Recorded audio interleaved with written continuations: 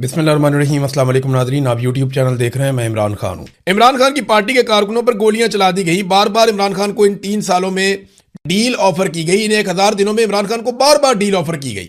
बार बार इमरान खान को कहा गया कि आप अगर ये कर लें तो हम आपको छोड़ देते हैं, अगर आप वो कर लें तो आपको छोड़ देते हैं, अगर आप ये कर लें तो कुछ अरसे में चीज़ें ठीक हो जाएंगी।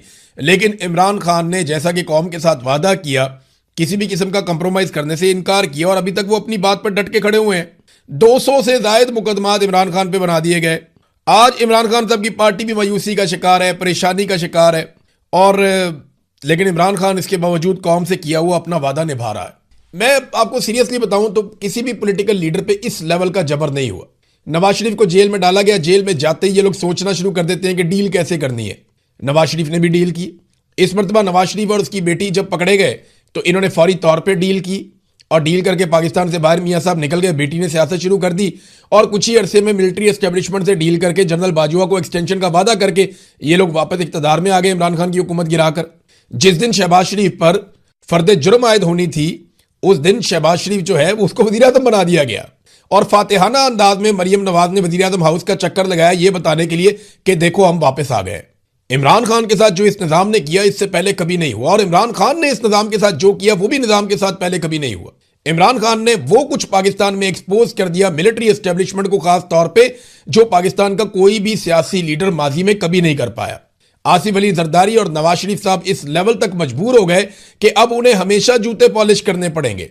उन्हें पता चल गया कि अवाम में मकबूलियत के लिए अब कोई जगह नहीं बची। अब जितना दाव लगाता है दाव लगाओ, जितनी देर तक कायम रह सकते हो हुकूमत में कायम रहो और फिर भाग जाओ। वो ये जानते हैं कि ये उनकी आखिरी बारियां हैं। जब तक मिलिट्री एस्टेब्लिशमेंट उनको सहारा देगी तब तक वो चलेंगे और जिस दिन मिलिट्री एस्टेब्लिशमेंट का हाथ उनके पीछे से हट गया। और इमरान खान को मैं आपको एक चीज बताऊं, ये अपने दिल पर हाथ रख के जितने जर्नैल है ना वो एक दफा सोच लें कि जो कुछ उन्होंने इमरान खान के साथ किया है क्या इसका आधे से आधा भी वो बर्दाश्त कर सकते हैं? तो साफ बात है इनमें से कोई भी नहीं बर्दाश्त कर सकता इस उम्र में। आज इमरान खान की 74 साल उम्र है। 70 साल से ज्यादा उम्र के आदमी को इन्होंने उठाकर जेल में डाला। 1000 दिन हो गए, वो आदमी इनसे नहीं टूट रहा और वो कहता है मैं इनसे नहीं टूटूंगा, मुझे डरा हुआ देखना इनकी हसरत रह जाएगी। ये इमरान खान ने कहा था और मैं आसिम मुनीर के सामने घुटने नहीं टेकूंगा, मैं इससे हार नहीं मानूंगा, मैं इसकी गुलामी कबूल नहीं करूंगा, ये इमरान खान साहब ने कहा था। तो कोई भी इतनी मार बर्दाश्त नहीं कर सकता जितनी इमरान खान साहब ने बर्दाश्त कर ली है। जितना उनको परेशान किया गया, जितना उनकी फैमिली को परेशान किया गया, उनकी बहनों को बार बार गिरफ्तार कर लेते हैं, सड़कों में मारते हैं, घसीटते हैं, उठाकर ले जाते हैं, उनके घरों में छापे मारते हैं, उनके खानदान के लोगों को, उनके भांजे तक को गिरफ्तार किया हुआ है। कई लोग उनके खानदान के भागे हुए हैं। पार्टी की हालत अजीबोगरीब कर दी है। पाकिस्तान में 1 लाख से ज्यादा घरों में चादर और चारदीवारी का तकद्दुस पामाल कर दिया। ये सब कुछ किया, इसके बदले में हासिल क्या किया? एक आदमी को जेल में डाला, 1000 दिन हो गए, आपने हासिल क्या किया? क्या पाकिस्तान की मईशत ठीक हो गई? नहीं। क्या पाकिस्तान में अमन अमान के सूरत ठीक हो गई? नहीं। पाकिस्तान की अदलिया काबिल फख्र है? नहीं। पाकिस्तान में मीडिया आज़ाद है? नहीं। पाकिस्तान के अंदर कोई एक शोबा तरक्की कर रहा है? नहीं। मल्टीनेशनल कंपनियां पाकिस्तान आ रही है? नहीं, वो तो उल्टा भाग रही हैं। क्या पाकिस्तान में सरमायाकारी आ रही है? नहीं आ रही। सिर्फ फील्ड मार्शल आसिम मुनीर साहब की इज्जत हो रही है, वो भी सिर्फ डोनाल्ड ट्रंप कर रहा है और डोनाल्ड ट्रंप की वजह से बाकी सारे भी कर रहे हैं। तो ये कब तक चलेगा मामला? जब मुल्क नहीं चलेगा तो फिर कुछ भी नहीं चलेगा। एक आदमी से कोई फर्क नहीं पड़ता। और ये याद रखिएगा कि ये निजाम इस वक्त इस मुल्क के सबसे मकबूल लीडर को आहिस्ता आहिस्ता कत्ल कर रहा है। और ये मैं नहीं आपको कह रहा, ये इमरान खान ने अपनी बहन उज़्मा खानम को कहा कि ये मुझे कत्ल कर देंगे और अब ये मुझे कत्ल कर रहे हैं। इमरान खान ने अपनी बहन को खुद कहा था। उनकी बहन ने कहा कि मुझे उस वक्त यकीन नहीं आया, लेकिन अब सूरत हाल मैं देखती हूं तो मुझे लगता है कि ये वाकई इमरान खान को कत्ल कर देंगे। खुदा ना खास्ता इमरान खान साहब को कुछ हो गया तो इन्होंने आगे का प्लान भी किया हुआ है। ये मैं आज आपको बता रहा हूं, मैं हमेशा गुरेज करता हूं। आज 1000 दिन हो गया उस आदमी को जेल में, कोई बोलने के लिए तैयार नहीं है। तो मैं आपको यह बता देता हूं कि इनकी पूरी प्लानिंग है कि उसके बाद पाकिस्तान तहरीके इंसाफ में से किसको लाकर ये वजीर आजम बना देंगे और कुछ अर्सा पाकिस्तान तहरीके इंसाफ को हुकूमत देंगे, फिर पाकिस्तान तहरीके इंसाफ में तोड़ फोड़ करेंगे, बहुत सारे ग्रुप बना देंगे और उसके बाद चीजें नॉर्मलाइज कर देंगे। ये इनका फॉर्मूला है। लेकिन पाकिस्तानी इनके किस तरह गले पड़ जाएंगे ये इसका इनको आइडिया नहीं है। इमरान खान को कुछ हो गया तो आप ये समझें कि पाकिस्तान की मिलिट्री एस्टेब्लिशमेंट अगले 50 साल माफियां मांगती रहेगी ना, तो पाकिस्तानी इस बात की माफी नहीं देंगे। ये बात सच है। फिर बहुत कुछ बदलेगा पाकिस्तान में, ये सबको बात समझ लेनी चाहिए। अब इस वक्त जो है आज के दिन में भी एक तोहफा दिया है पाकिस्तान को नवाज शरीफ, शहबाज शरीफ और आसिफ अली जरदारी ने। फील्ड मार्शल आसिम मुनीर ने भी, मेन आदमी तो वो है जिन्होंने इस वक्त हुकूमत संभाली हुई है। मईशत उनके कंट्रोल में है, सारी चीज़ें उनके कंट्रोल में, उनकी मर्जी से हर चीज़ होती है। वही फैसला करते हैं कि ये करना है या नहीं करना। तो इन्होंने मिलकर एक मरतबा फिर पेट्रोल की कीमत बढ़ा दी। पेट्रोल और डीजल दोनों 400 रुपए लीटर के हो गए। 400 रुपए लीटर पेट्रोल, 400 रुपए लीटर डीजल, ये इन्होंने कर दिया पाकिस्तान के साथ। और याद रखें कि आज भी इमरान खान साहब के दौर जितनी कीमत आलमी मंडी में पेट्रोल की नहीं है। 150 से कम कीमत वाला पेट्रोल उठाकर 400 पे ले गए। ये इन्होंने अवाम को रिलीफ दिया है, क्योंकि 150 का पेट्रोल बहुत महंगा था। ये महंगाई मार्च कर रहे थे। फजलुर रहमान साहब जो है वो खुद बहुत जबरदस्त किस्म के एहतजाज कर रहे थे। रोला डाला हुआ था फजलुर रहमान साहब ने कि ये कैसे हो सकता है कि 150 रुपए का पेट्रोल, फजलुर रहमान साहब महंगाई मार्च निकाल रहे हैं, ये कर रहे हैं, वो कर रहे हैं, यहां एहतजाज वहां एहतजाज। आज फजलुर रहमान साहब पुरसकून अंदाज में बैठे 400 रुपए लीटर पेट्रोल ले रहे हैं। अपने पैसों से लेना हो तो फिर मुश्किल भी होती है। ऐसा लगता है कि शायद उनको पेट्रोल फ्री मिल जाता है, या ऐसा लगता है कि उनके पास बहुत सारे पैसे हैं तो उन्हें फिक्र नहीं है कि पेट्रोल महंगा हो रहा है। इमरान खान के दौर में शायद उनके पास बहुत सारे पैसे नहीं थे और उन्हें 150 का पेट्रोल भी महंगा लगता था, और आज उन्हें 400 का पेट्रोल भी महंगा नहीं लगता। तो आलमी मंडी में कीमतें आज भी इमरान खान के दौर से तकाबली जायजा आप ले तो कम है। और याद रखिएगा, ये तेल की कीमतें नहीं बढ़ा रहे, ये टैक्सेस बढ़ा रहे हैं। ये उसके ऊपर टैक्सेस लगा रहे हैं और इनके पास रास्ता ही कोई नहीं है। मैं आपको फिर ये बता रहा हूं कि इनके पास कोई रास्ता नहीं है। इनको तेल की कीमतें लगातार बढ़ाती रहनी पड़ेंगी, और इनको बिजली की कीमतें भी बढ़ानी पड़ेंगी, इनको गैस की कीमतें भी बढ़ानी पड़ेंगी, इन्हें टैक्स भी बढ़ाना पड़ेगा, शरह सूद भी बढ़ानी पड़ेगी। उसकी वजह यह है कि इनके पास पैसा नहीं है मुल्क को चलाने के लिए। जितने कर्जे ये ले सकते थे इन्होंने लिए हैं। अभी ये और कर्जे लेने की कोशिश कर रहे हैं। ये सिर्फ कर्जे से और टैक्सों से मुल्क को चलाएंगे। मुल्क में मईशत का पहिया चलाने का इनके पास कोई मंसूबा नहीं है। जब तक ये हुकूमत रहेगी और ये निज़ाम रहेगा, पाकिस्तान में सियासी इस्तेहकाम नहीं आएगा और पाकिस्तान में मईशत का पहिया नहीं चलेगा। बज़ाहिर तो यही दिखाई दे रहा है। अब नाज़रीन, आ जाए जरा बैनुल अक़वामी खबरों की तरफ। तो डोनाल्ड ट्रंप ने ऐलान किया और एक इंटरव्यू देते हुए कहा कि मैं जंग जीत चुका हूं, मगर बड़े मार्जिन से जीतना चाहता हूं। ईरान हार तस्लीम कर ले, यह मुतालबा अमेरिका बार बार कर रहा है। देखिए, डोनाल्ड ट्रंप के लिए एक बड़ा तारीखी लम्हा है और बहुत बड़ी मुश्किल है उनके लिए। वो एक हारे हुए सदर की हैसियत से तारीख में जिंदा नहीं रहना चाहेगा। यानी डोनाल्ड ट्रंप के बाकी 2.5 साल रह गए हैं, दुनिया को यह बर्दाश्त करने पड़ेंगे। अगर उनके खिलाफ मुआखजा आ जाता है और वो मिड टर्म इलेक्शन हार जाते हैं तो सूरत हाल मुख्तलिफ हो जाएगी। फिर शायद दुनिया साल एक के अंदर अंदर डोनाल्ड ट्रंप को देखे कि वो जा रहे हैं या फारिग हो रहे हैं। लेकिन डोनाल्ड ट्रंप तारीख में भी अपना नाम लिख कर जाना चाहते हैं। बहुत पैसा कमाया उन्होंने, अमेरिकन मीडिया के अंदर थे, बड़ा उनका नाम था। फिर वो अमेरिका के सदर बन गए, फिर एक मरतबा फिर सदर बन गए। अमन का नोबेल इनाम वो हासिल करना चाहते हैं। उन्होंने अपना बोर्ड ऑफ पीस भी बना दिया। तो डोनाल्ड ट्रंप को तारीख में अपने आप को बड़ा शानदार आदमी कहलवाना है। अब अगर ईरान ये तस्लीम नहीं करता कि वो जंग हारा है तो ट्रंप के लिए बड़ी मुश्किल है। तो इसके लिए ट्रंप ने बड़ी कोशिश की है और बड़े पैमाने पर हथियार इस वक्त भी इसराइल में पहुंचाए जा रहे हैं। गुज़िश्ता 24 घंटों में जो रिपोर्ट आई है बैनुल अक़वामी मीडिया में, वो ये बताती है कि गुज़िश्ता 24 घंटों में बहरी जहाज़ों और कार्गो जहाज़ों के जरिए 6,500 टन फौजी साजो सामान और हथियार इसराइल में पहुंचे हैं। यानी इतने बड़े पैमाने पर हथियार पहुंच रहे हैं। एक तो डोनाल्ड ट्रंप का स्टेटमेंट है कि ईरान हार तस्लीम करे, मैं बड़े मार्जिन से जंग जीतना चाहता हूं। दूसरी तरफ ना 2 बयानात और हैं। एक बयान है ईरानी सदर का और एक बयान है ईरान के सुप्रीम लीडर का। ये दोनों बयान बड़े इंपॉर्टेंट हैं। इनको आप सुनेंगे तो आपको आइडिया होगा कि ईरान अब किस तरफ जाएगा।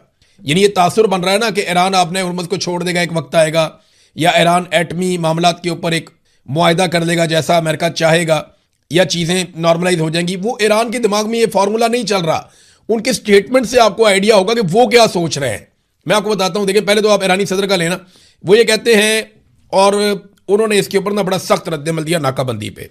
उन्होंने कहा जी कि अमरीकी बहरी नाकाबंदी फौजी कार्रवाइयों का तसलसल है। इस जालिमाना तर्ज अमल का तसलसल नाकाबिले बर्दाश्त है। दुनिया ईरान के सब्र और मफामत की गवाह है कि ईरान ने पूरी कोशिश की। बहरी नाकाबंदी की आड़ में जो कुछ किया जा रहा है वो एक ऐसी कौम के खिलाफ फौजी कार्रवाइयों का तसलसल है जो अपनी मुज़ाहमत और आज़ादी की कीमत अदा कर रही है। इस जालिमाना तर्ज अमल का तसलसल नाकाबिले बर्दाश्त है। ऐसा लगता है कि ईरान इस नाकाबंदी को ख़त्म करना चाहता है। ज़रा आप ये देखें कि जो मुश्तबा खामनाई का स्टेटमेंट आया, मैंने उसके अहम पॉइंट्स निकाले।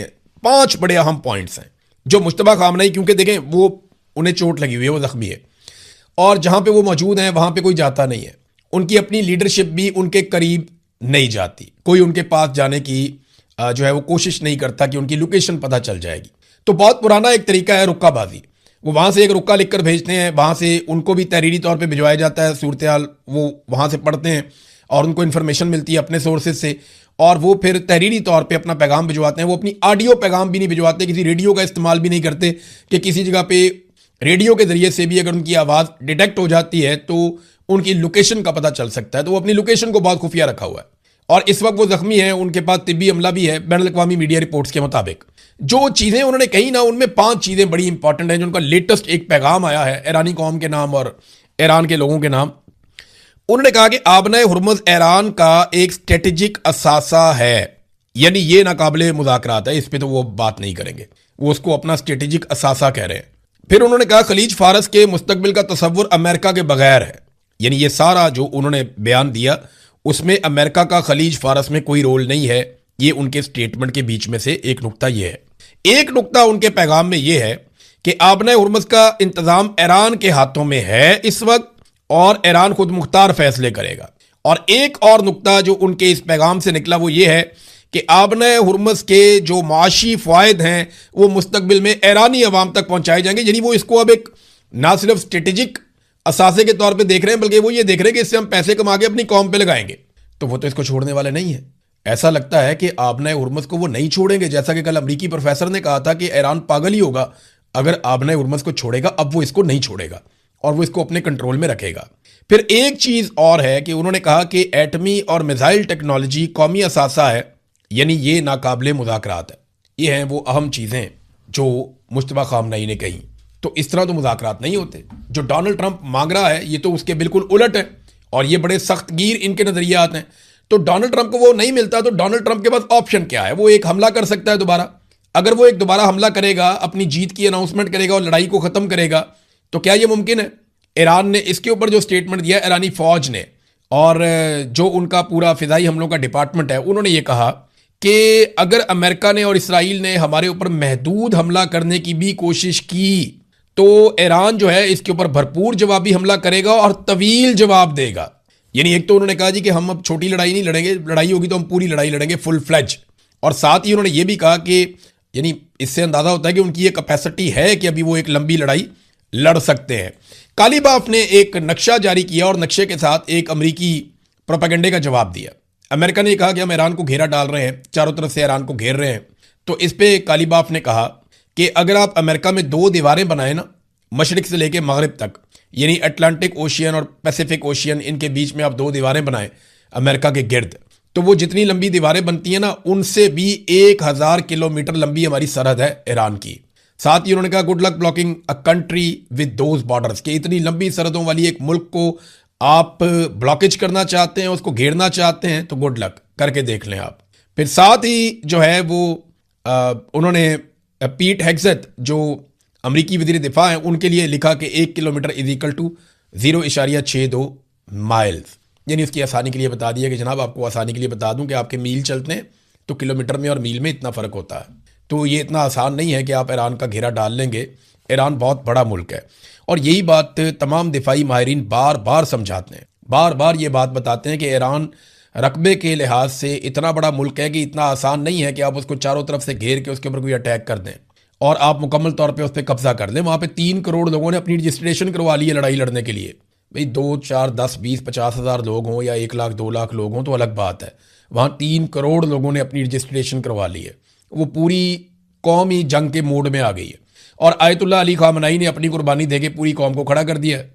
अब सूरत हाल आपके सामने। नाज़रीन, नेतन्याहू ने एक बयान जारी किया है और अपनी बहरिया को शाबाश दी है कि उन्होंने ग्लोबल स्मूथ फ्लोटेला को वापस धकेल दिया। ये वो कारकुन है, इंसानी कारकुन, जो गजा जाना चाहते हैं इंसानी इमदादी सामान लेकर, लेकिन इन्हें इसराइली फ़ौजियों ने घेर लिया था, इन्हें पकड़ लिया था, इनकी मवासलाती निज़ाम बंद हो गया था, इनसे राब्ते भी मुनक़ता हो गए थे और ये काफ़ी अलग अलग मुल्कों से लोग हैं। इसके ऊपर एक मज़म्मती स्टेटमेंट भी कुछ ममालिक ने जारी की है जिनमें उर्दन, Spain, Pakistan, Libya, Brazil, Bangladesh, तुर्की, जनूबी अफ्रीका, कोलंबिया, मालदीव, मलेशिया वगैरह शामिल हैं। तो इन्होंने इसके ऊपर एक मज़म्मती स्टेटमेंट जारी करते हुए कहा कि यह पुरअमन शहरियों का इंसानी इक़दाम है जिसका मकसद गजा में जारी नस्ल कुशी का आलमी तवज्जो उस तरफ लेकर आना है कि यहाँ पे नस्ल कुशी हो रही है। इन्हें हिरासत में लेना गैर कानूनी है, बैनुल अक़वामी कवानीन की खिलाफ वर्जी है, काफ़ी हमें तशवीश है, इनको फौरी तौर पर रिहा किया जाए। लेकिन मैं आपको एक अजीब चीज़ बताऊं कि उर्दन के अलावा किसी भी अरब मुल्क ने अभी तक इस मामले में इसराइल के खिलाफ मजम्मत नहीं की, जबकि यहाँ जो यूरोपीय ममालिक हैं उनमें से भी सिर्फ स्पेन का नाम सामने आ रहा है। और स्पेन में आपको बताता हूँ, ये वो मुल्क है जहाँ से ये काफ़िले रवाना हुए थे। मैं उस दिन स्पेन में था, मैंने खुद ये काफ़िले रवाना होते हुए देखे वहाँ से। जब ये मुख्तलिफ ममालिक से आए हुए लोग रवाना हो रहे थे और ये जा रहे थे गाज़ा की जानिब। नादरीन, एक और बड़ी खबर है, और ख़बर ये है कि ईरान अपने फ़ुटबॉल मैचेस, ये फीफा के सदर हैं, उन्होंने ये कह दिया कि वो अपने फ़ुटबॉल मैचेस अमेरिका में खेलेगा, क्योंकि फीफा वर्ल्ड कप आ रहा है जून के महीने में। मेरे ख्याल में 16 जून को पहला मैच है ईरान का, उसके बाद 21 जून को है, उसके बाद कोई 27 जून को है। तो इस तरह ईरान के मैचेस हैं। और ईरान जो है वो जी पोल में है गालिबन, वहाँ पे 3 टीमों के साथ ईरान के 3 मैचेस हैं। तो ये ईरान जो है वो अपने फ़ुटबॉल मैचेस अमेरिका में खेलेगा। ये इस दफ़ा जो वर्ल्ड कप हो रहा है ये अमेरिका में, कनाडा में और एक मेक्सिको में ये वर्ल्ड कप हो रहा है फ़ुटबॉल का, फीफा वर्ल्ड कप। और आज से 1-2 महीने के बाद ये शुरू हो जाएगा, फिर पूरी दुनिया को फीफा का बुखार चढ़ जाएगा। वो आपको पता है दुनिया में कितना मकबूल है ये खेल। नादरीन, एक और चीज़, अमेरिका का जंग में अब तक खर्चा कितना हुआ? तो ये CBS की एक न्यूज़ आई है, ये अमेरिकन मीडिया है, इन्होंने बताया कि अमेरिकी ऑफिशियल्स अब ये बता रहे हैं कि ईरान जंग में अब तक जो नुकसान हुआ अमेरिका का,